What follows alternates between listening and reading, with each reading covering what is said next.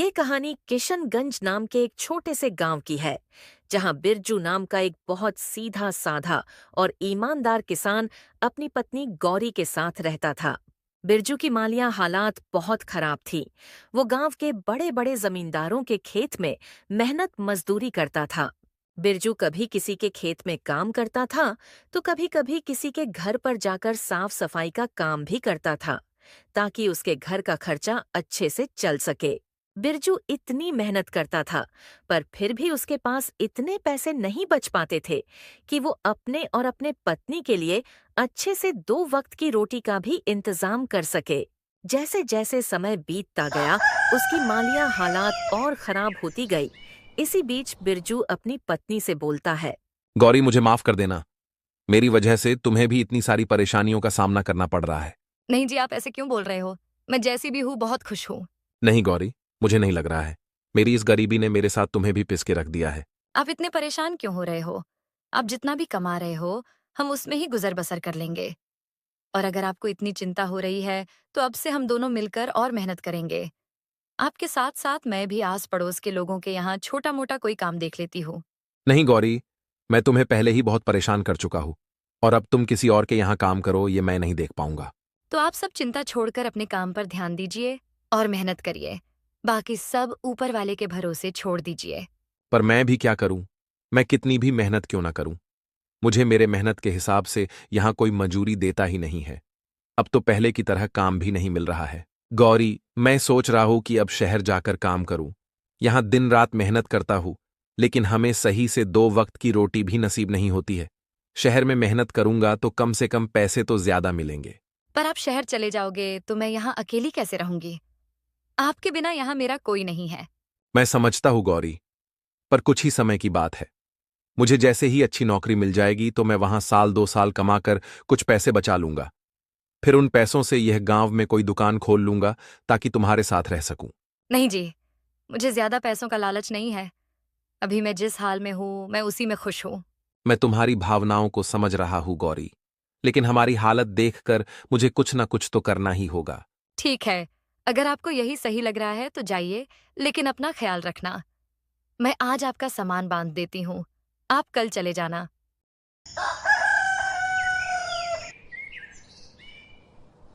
अगले दिन बिरजू अपने सामान की बैग लेकर शहर की ओर चल पड़ता है। पूरे दिन चलने के बाद आखिरकार बिरजू शहर में पहुंच जाता है। जिस शहर में बिरजू काम की तलाश में गया था, वो शहर उसके लिए बिल्कुल अनजान था। उस शहर में बिरजू का ना तो कोई मित्र था और ना ही कोई सखा संबंधी। चलो, अब यहां आ तो गया हूं, पर काम ढूंढने से पहले सर छुपाने के लिए कोई जगह ढूंढ लेता हूं, ताकि आज रात तो कहीं रुक सकूं। बिरजू सबसे पहले आसपास में दिख रहे होटलों में जाकर वहां रहने के लिए बात करने जाता है। पर वो वहां से हताश होकर बाहर आ जाता है, क्योंकि बिरजू के पास इतने पैसे नहीं थे कि वो वहां का किराया दे सके। बाप रे बाप, इतना किराया एक रात रुकने का! इतने में तो मैं पूरे महीने का राशन खरीद लूं घर का।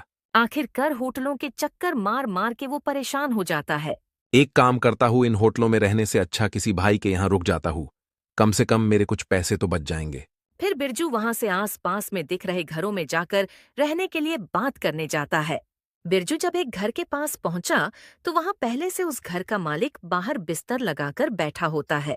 भाई, मैं बहुत दूर गांव से आया हूं, और अब शाम होने वाली है, और मुझे रात बिताने के लिए थोड़ी जगह चाहिए। अगर आप मुझे रात भर रुकने के लिए अपने घर में थोड़ी जगह दे देंगे तो बहुत मेहरबानी होगी। तुम गांव से आए हो या कहीं और से, मुझे इससे कोई फर्क नहीं पड़ता है। मैं तुम्हें जानता पहचानता नहीं हूं, तो मैं तुम्हें अपने घर में कैसे ठहरा सकता हूं? बहुत से लोग शहर में काम करने आते हैं। तुम कोई नए नहीं हो। जाओ और अपना ठिकाना कहीं और ढूंढो। बिरजू को उस व्यक्ति की बातें बहुत बुरी लगती है, पर वो उसे बिना कुछ कहे वहां से चला जाता है। थोड़ी देर चलते चलते वो एक दूसरे घर के पास पहुंच जाता है, जहां एक महिला बैठी होती है। बहन, मैं बहुत दूर से आया हूं काम की तलाश में, पर अब कुछ ही देर में रात हो जाएगी, तो आज रात को रुकने के लिए जगह तलाश कर रहा हूं। क्या मैं आपके यहाँ आज रात रुक सकता हूं क्या?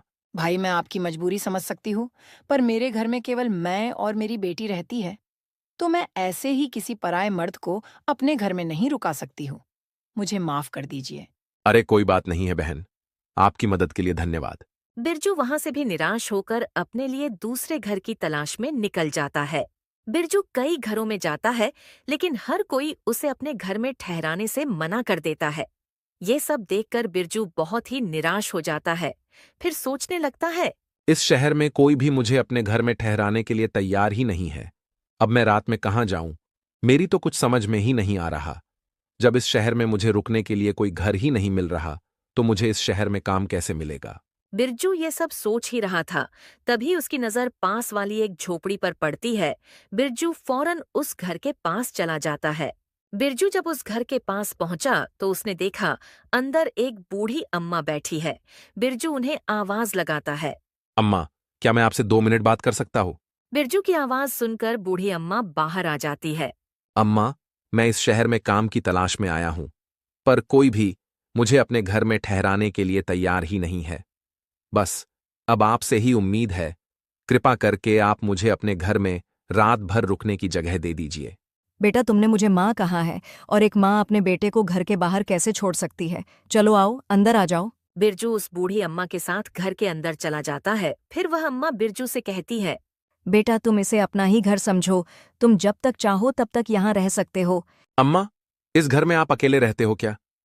आपके परिवार के बाकी लोग आपके साथ नहीं रहते हैं क्या? बेटा, मेरे परिवार में कोई नहीं है। मेरे पति तो कई साल पहले ही मुझे छोड़ के जा चुके हैं, और एक लड़का था, वो भी विदेश में जाकर रहता है। इस घर में मैं अकेली रहती हूँ। माँ, अब आप चिंता मत कीजिए, मैं हूं ना आपके साथ। अब आप इस घर में अकेली नहीं हैं। अब से आप मुझे अपना बेटा ही समझिए। बेटा, तू बहुत अच्छा इंसान है, देखने में भी बहुत भला लगता है। इस शहर में बहुत होशियारी से रहना, क्योंकि यहाँ बहुत ठग रहते हैं। वे नए आदमी को देखकर उसे ठग लेते हैं। ठीक है अम्मा, मैं ध्यान रखूंगा, आप परेशान मत होइए। बेटा, वैसे तुमने कोई काम देखा है या देखना बाकी है? अम्मा, मैं कल शहर में नौकरी ढूंढने जाऊंगा, और हो सकेगा तो आपके घर के आसपास में ही किराए पर घर ले लूंगा, ताकि आपके आसपास रहकर आपकी देखभाल कर सकूं। नहीं बेटा, तुम्हें किराए पर दूसरा घर लेने की जरूरत नहीं है। तुम जब तक चाहो मेरे इस घर में रह सकते हो, क्योंकि तुम रहोगे तो कम से कम मुझे ऐसा लगेगा मेरा बेटा मेरे पास है। हाँ अम्मा, ये तो बहुत अच्छा रहेगा, पर मैं एक शर्त पर आपके घर पर रुकूंगा कि मैं जो किराया किसी और को देने वाला था, वो मैं आपको दूंगा। ठीक है बेटा, चलेगा। फिर क्या था, बिरजू अम्मा के साथ उनके घर पर रुक जाता है और आज की रात वो उनके यहाँ खाना वगैरह खाकर सो जाता है।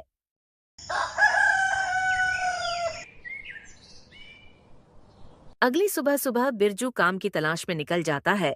जल्दी ही उसे एक सेठ के गोदाम पर काम मिल जाता है। बिरजू कभी भी सेठ के किसी भी काम से इनकार नहीं करता था और वो हर काम को लगन और ईमानदारी से करता था। बिरजू के काम के प्रति मेहनत और लगन को देखकर सेठ बिरजू से बहुत खुश रहते थे। बिरजू को इतनी मेहनत करते देख सेठ बिरजू की पगार भी बढ़ा देते हैं। बिरजू अपनी कमाई से सिर्फ उतना ही खर्च करता था जितने की उसे जरूरत होती थी, और बाकी बचे हुए पैसे को वो एक छोटी सी थैली में बचत किया करता था। शहर में काम करते करते बिरजू को अब कुछ दिन बीत जाते हैं। ऐसे ही एक दिन बिरजू अम्मा के घर के बाहर बैठे बैठे सोचता है, जब मैं 10,000 रुपए जमा कर लूंगा, तब मैं पूरे पैसे लेकर अपनी पत्नी के पास चला जाऊंगा। फिर गांव में कोई अच्छी सी दुकान खोल लूंगा, ताकि गांव में अपने पत्नी के पास रह सकूं।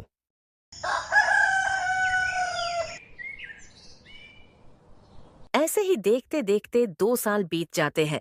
बिरजू बहुत मेहनत करता है और थोड़ा थोड़ा करते करते 10,000 रुपए जमा कर लेता है। एक गरीब आदमी के लिए 10,000 रुपए बहुत बड़ी कीमत होती है, इसलिए बिरजू अम्मा से कहता है, अम्मा, अब मेरे पास पूरे 10,000 रुपए हो गए हैं। अब मुझे चिंता हो रही है, और अब किसी कारण ये रुपए कहीं खो गए या फिर किसी ने छीन लिए तो बड़ा ही अनर्थ हो जाएगा। इसलिए इतने बड़े रकम को अपने साथ लिए घूमना तो बेवकूफी होगी, और इस घर में पैसे छुपाकर रखना भी सही नहीं है। क्या पता मुझे कोई पैसे छुपाते देख ले और बाद में पैसे चुरा कर ले जाए, तो फिर मुझे तो खाली हाथ ही घर लौटना पड़ेगा। आजकल किसी पर भी भरोसा नहीं किया जा सकता है। बहुत ही बदमाश और बुरे लोग रहते हैं इस शहर में, इसलिए अब मुझे अपने घर चले जाना चाहिए। बेटा, तू सही कह रहा है, लेकिन बेटा, तू इतनी जल्दी अपने गांव क्यों जा रहा है? थोड़े दिन और रुक जा। अम्मा, रुकना तो मैं भी चाहता हूँ, लेकिन मैं इन पैसों की वजह से जा रहा हूँ। बेटा तू एक काम कर, तू इस शहर के मशहूर जमींदार गिरिधर लाल के पास चले जा और अपने पैसे तू उनके पास रख दे, और जब तुझे घर जाना होगा तब तू अपने पैसे गिरिधर लाल से वापस ले लेना। लेकिन अम्मा, मैं उस जमींदार के पास अपने पैसे कैसे रख सकता हूँ? क्या पता कल के समय पर वो पैसे देने से मना कर दे तो? बेटा गिरिधर लाल बहुत ही ईमानदार और नेक आदमी है, तुम बेफिक्र होकर अपने पैसे उसे दे सकते हो। शहर में ऐसे बहुत से लोग हैं जो अपने पैसे उसके पास रखते हैं। अम्मा की बात मानकर बिरजू अपने 10,000 रुपए लेकर गिरिधर लाल के पास पहुंच जाता है। जमींदार अपने सामने नए आदमी को देखकर बोला, कौन हो भाई तुम? और तुम यहाँ क्यों आए हो? पहले तो तुम्हें कभी यहाँ नहीं देखा। जमींदार साहब, मेरा नाम बिरजू है। मैं यहाँ का रहने वाला नहीं हूँ। मैं तो गांव से यहाँ कमाने आया हूँ। मैंने कई साल तक मेहनत करके अपने पास 10,000 रुपए जमा किए हैं, और आप तो जानते हो शहर का माहौल ठीक नहीं है, इसलिए मैं अपने पूरे पैसे आपके पास एक अमानत की तौर पर रखने आया हूँ। मैंने सुना है कि पूरे शहर में बस एक आप ही है जिसके पास मेरे पैसे सुरक्षित रहेंगे। जब तक मैं इस शहर में रहूंगा और काम करूंगा तब तक मेरे पैसे आपके पास सुरक्षित रहेंगे। मेहरबानी करके आप इन पैसों को अपने पास रख लीजिए। गिरिधर लाल ने जल्दी से पैसों की थैली अपने पास ले ली और फिर वो बिरजू से बोला, सही कहा बिरजू भाई, तुम्हें अपने पैसे रखने के लिए इससे और बेहतर जगह कहीं नहीं मिलेगी, इसलिए अब तुम चिंता मत करो। अब तुम्हारे ये पैसे मेरे पास सुरक्षित रहेंगे। अब तुम बिना किसी चिंता के अपने घर जा सकते हो। जब भी तुम्हारा मन चाहे अपने पैसे वापस ले जाना। जमींदार की ऐसी बातें सुनकर बिरजू भी बेफिक्र होकर अपने घर चला जाता है।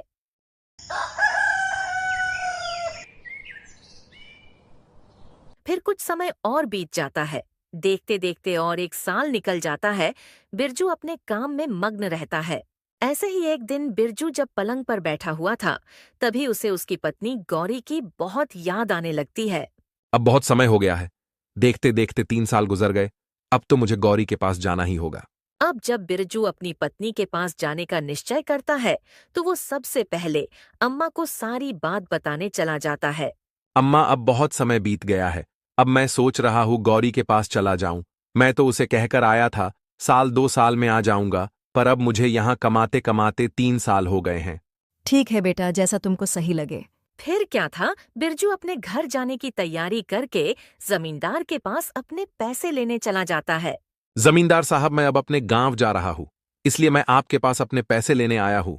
कृपा करके आप मेरे पैसे मुझे लौटा दीजिए। जमींदार बिरजू को गौर से देखकर बोला, तुम किस पैसे की बात कर रहे हो भाई?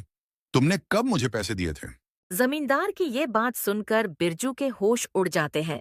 साहब, मैंने कुछ समय पहले ही तो आपके पास 10,000 रुपए अमानत की तौर पर रखे थे। 10,000 रुपए? अरे इतनी बड़ी रकम है जो तुम्हारे 7 पीढ़ियों ने भी देखी नहीं होगी। वैसे तुम्हारे पास कहाँ से इतने पैसे आ गए? और तुम्हारे पास क्या सबूत है कि तुमने मुझे 10,000 रुपए दिए थे? साहब, मेरे पास कोई सबूत तो नहीं है, पर लोग कहते हैं कि आप बहुत ईमानदार हो, इसलिए मैंने पैसे देते वक्त आपसे कोई प्रमाण नहीं लिया था। बिरजू जमींदार को अपने 10,000 रुपए की याद दिलाने की बहुत कोशिश करता है, लेकिन जमींदार बिरजू की एक बात नहीं सुनता है। जमींदार अपने नौकरों को बुलाता है और फिर अपने नौकरों से कहता है, ये कोई बहरूपियां है और झूठ बोलकर मुझे बदनाम करना चाहता है।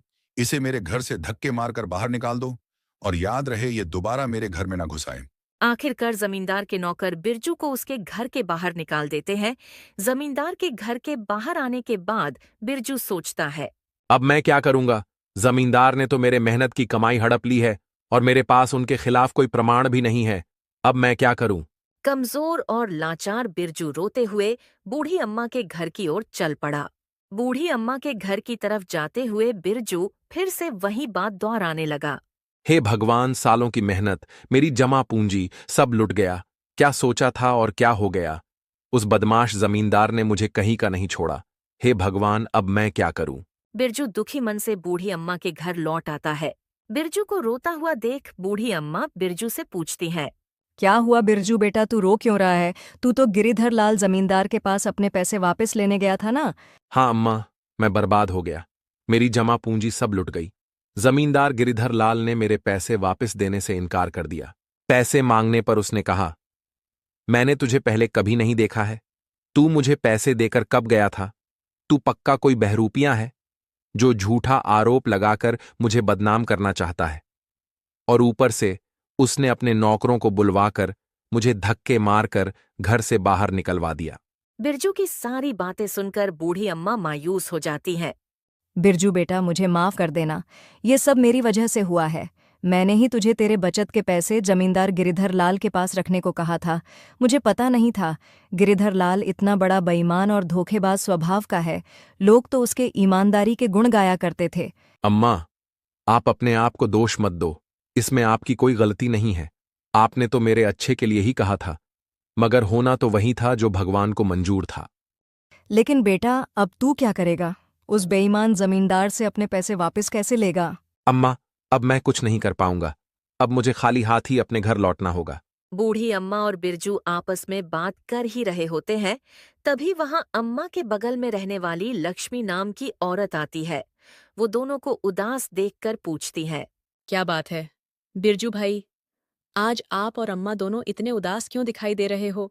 अब आपको क्या बताओ लक्ष्मी बहन, मेरे साथ बहुत बड़ा धोखा हुआ है। मैंने कई साल दिन रात मेहनत करके 10,000 रुपए जमा किए थे। पैसे जमा करने के लिए मैंने ना कभी पेट भर खाना खाया और ना कभी पूरी नींद ली। फिर बिरजू ने लक्ष्मी को सारी बात बताई कि किस तरह जमींदार ने बिरजू को धोखा देकर उसके सारे पैसे ठग लिए। बेटी, लोग कहते हैं कि जमींदार गिरिधर लाल बहुत ही नेक और ईमानदार आदमी है। यही सोचकर मैंने बिरजू को उसके सारे पैसे उसके यहाँ रखने कहा था, और बिरजू भी मेरी बातों में आकर उसके पास अपने पैसे रखाया था। अम्मा, आप दोनों परेशान मत होइए। मेरे पास एक तरकीब है। अगर ये तरकीब काम कर गई तो बिरजू भाई को उनके पैसे भी वापस मिल जाएंगे और जमींदार की अक्ल भी ठिकाने आ जाएगी। फिर लक्ष्मी बूढ़ी अम्मा से एक संदूक मांगती है। बूढ़ी अम्मा भी लक्ष्मी के कहे अनुसार एक बड़ा पुराना संदूक लाकर उसके सामने रख देती है। बूढ़ी अम्मा से संदूक लेकर लक्ष्मी कहती है। अम्मा, अब मैं और बिरजू भैया उस जमींदार के पास जा रहे हैं। आप भी हमारे साथ चलो। लक्ष्मी अपने सर पर संदूक रखकर बिरजू और अम्मा के साथ उस बेईमान जमींदार गिरिधर लाल के घर की तरफ चल देती है। जब जमींदार की घर की दूरी बहुत कम रह जाती है, लक्ष्मी अम्मा से कहती है। अम्मा, आप यहीं रहकर हमारा इंतजार कीजिए। जब तक जमींदार बिरजू भैया के पैसे ना दे दें, तब तक आप अंदर मत आइएगा। जैसे ही जमींदार बिरजू भैया के पैसे दे देगा, तब भैया आपके पास आ जाएंगे। फिर थोड़ी देर में आप अंदर आ जाना और मुझे कहना, बहू, मेरा बेटा व्यापार करके घर आ गया है और वो तुम्हें बुला रहा है, जल्दी चलो। ठीक है बेटी, मैं ऐसा ही करूंगी। फिर लक्ष्मी और बिरजू दोनों जमींदार के घर के बाहर पहुंचकर रुक जाते हैं और लक्ष्मी बिरजू से कहती है। भैया, पहले मैं अंदर जाती हूँ, आप कुछ समय के बाद अंदर आ जाना। उसके बाद लक्ष्मी जमींदार के घर के अंदर पहुंच जाती है। जमींदार लक्ष्मी के पास इतने बड़े संदूक को देखकर सोचता है। इस औरत के पास संदूक तो काफी बड़ा लग रहा है। अगर ये मुझे मिल जाए तो मेरी तो चांदी चांदी हो जाएगी। बहन, आप यहाँ किस काम से आई हो और तुम्हारे पास इतना बड़ा संदूक है, उसमें क्या है? मैं चंदन व्यापारी की पत्नी हूँ। मेरे पति दूर दराज के देश में व्यापार करने गए हैं। वो न कई दिनों से घर लौट कर नहीं आए हैं, न जाने वो घर कब वापस आएंगे। और हमारे इलाके में चोरी की वारदात कुछ ज्यादा ही बढ़ गई है। आए दिन किसी न किसी के घर पर चोरी हो जाती है। इसीलिए मैं कई रातों से चैन की नींद नहीं सो पाई हूँ। मुझे हमेशा डर लगता है और यही चिंता लगी रहती है कि कहीं हमारे यहाँ चोरी ना हो जाए। इसलिए मैं ये संदूक आपके पास लाई हूँ। इस संदूक में हमारे जीवन भर की कमाई, रुपए, हीरे जवाहरात और सोने चांदी है। मैं चाहती हूँ कि आप इसे अपने पास संभाल कर अच्छे से रखिए। जब मेरे पति व्यापार करके घर वापस आएंगे, तब मैं ये संदूक आपके पास से ले जाऊंगी। लक्ष्मी की बात सुनकर लालची गिरिधर लाल सोचने लगा। संदूक को देखकर तो लगता है इस संदूक में कम से कम 7-8 लाख रुपए का सामान तो होगा। मैंने सुना है कि चंदन व्यापारी बहुत ही अमीर आदमी है। फिर जमींदार लक्ष्मी से बोला। बहन, तुमने बहुत अच्छा किया जो अपना धन मेरे पास ले आई हो। तुम्हारा धन मैं अपने पास बहुत ही संभाल कर रखूंगा। तुम विश्वास करो, तुम्हारी दौलत मेरे पास बिल्कुल सुरक्षित रहेगी। जब कभी तुम अपना धन लेने मेरे पास आओगी, मैं तुम्हें तुम्हारा एक एक रुपया सही सलामत वापस कर दूंगा। पर भाई, मैं आपका कैसे विश्वास करूं कि मुझे मेरी दौलत सही सलामत वापस मिल जाएगी? बहन, पूरे शहर में मेरी ईमानदारी की चर्चा है। पूरे शहर में ऐसा कोई भी नहीं है जो मुझे बुरा या बेईमान बता सके। जमींदार और लक्ष्मी आपस में बात कर ही रहे होते हैं, तभी वहां बिरजू आ जाता है। बिरजू को देखकर जमींदार बहुत ज्यादा खुश हो जाता है और फिर जमींदार सोचने लगता है। ये आदमी बहुत सही समय पर आया है। अपनी ईमानदारी दिखाना का ये बहुत ही बढ़िया मौका है। मैं इस आदमी को इसके 10,000 रुपए लौटा दूंगा और इस औरत से इसका संदूक ले लूंगा। इस औरत की इतनी बड़ी दौलत लेने के लिए मुझे 10,000 रुपए की कुर्बानी देनी ही होगी। मेरी बहन, मैं तुम्हें विश्वास दिलवाता हूं, इस पूरे शहर में तुम्हें मेरे घर के अलावा ऐसी दूसरी कोई और सुरक्षित जगह नहीं मिलेगी जहां तुम अपना ये धन रख सको। तुम बिल्कुल भी मत घबराओ, तुम्हारी ये अमानत मेरे पास बिल्कुल सुरक्षित रहेगी। अरे मेरे घर में तुम्हारे इस दौलत को कोई छू भी नहीं सकता है। चोरी करने की बात तो छोड़ ही दो, क्योंकि कोई भी चोर मेरे घर में घुसने से पहले 100 बार सोचेगा। ये कहते कहते जमींदार ने ऐसा ढोंग किया जैसे बिरजू पर उसकी नजर अभी अभी पड़ी हो।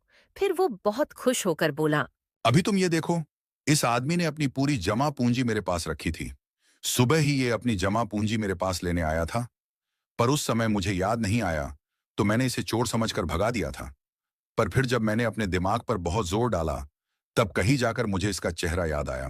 भाई, तुमने बहुत सही किया जो तुम अपने रुपए वापस लेने चले आए, वरना मैं अभी अपने नौकर को तुम्हें बुलाने भेजने ही वाला था।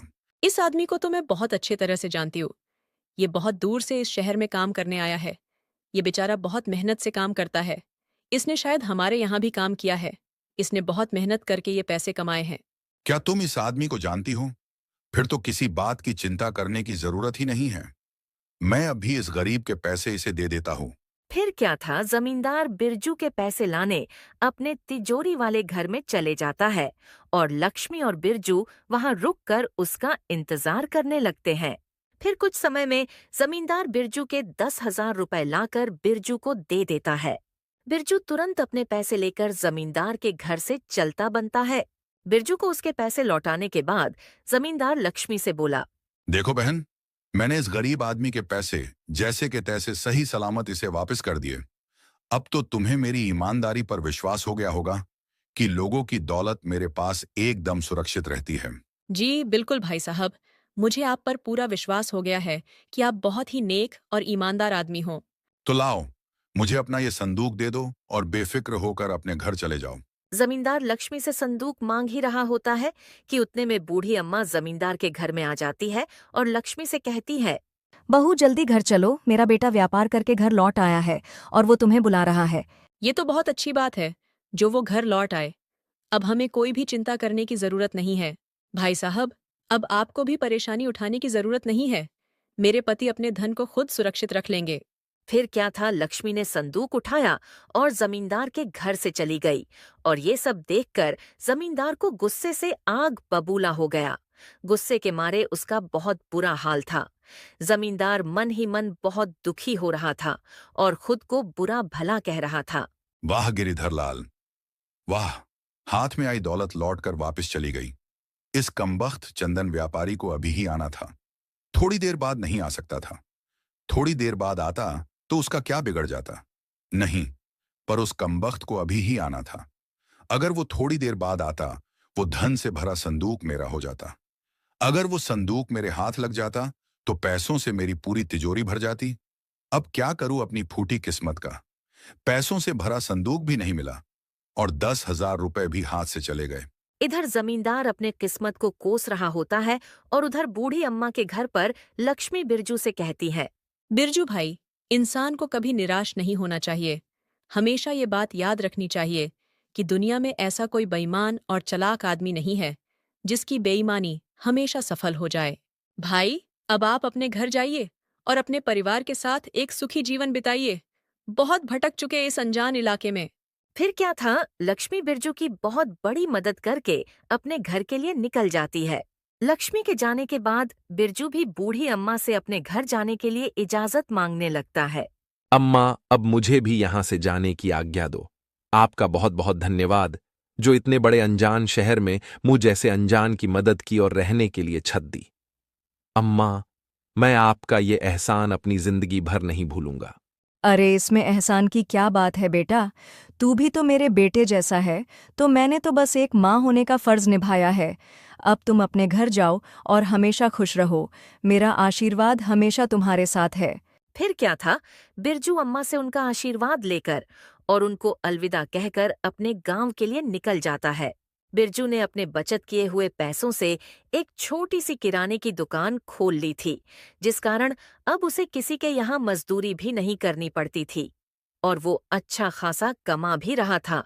और सबसे बड़ी बात, वो अपनी पत्नी के साथ साथ रह रहा था। दोस्तों, इस कहानी से हमें यह सीख मिलती है कि हमें कभी हार नहीं माननी चाहिए। अगर बिरजू भी हार मानकर अपने गांव लौट आता तो उसकी पूरी जमा पूंजी पर लालची गिरिधर लाल मजा कर रहा होता। और तो और, वो और भी भोले भाले लोगों को इसी तरह ठगता।